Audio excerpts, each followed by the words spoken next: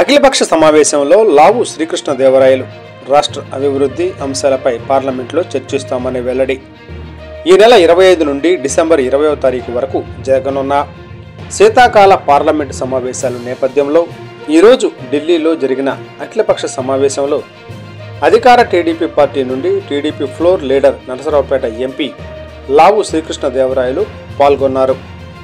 Parliamentary minority వ్యవహారాల మంత్రి శ్రీ కిరణ్ రిజిజు అధ్యక్షతన జరిగిన సమావేశంలో ఆంధ్రప్రదేశ్ తరపున పార్లమెంట్లో లేవనెత్తే అభివృద్ధి సంక్షేమం అంశాలను చర్చించిన ఎంపీ లావు ప్రధానంగా ఏపీ పునర్వ్యవస్థీకరణ చట్టం ప్రకారం నెరవేర్చాల్సిన హామీలు, రావాల్సిన నిధుల గురించి చర్చించారు.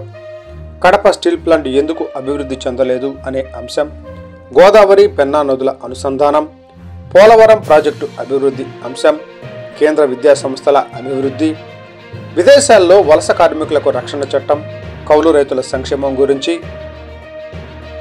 డిజాస్టర్ మేనేజ్మెంట్ విధానాల గురించి, సోషల్ మీడియాలో విచ్చలవిడి ధోరణిపై చర్యలు, చట్టాల గురించి పార్లమెంట్లో ప్రస్తావించబోతున్నట్లు లావు శ్రీకృష్ణదేవరాయలు మీడియా ముఖంగా తెలిపారు.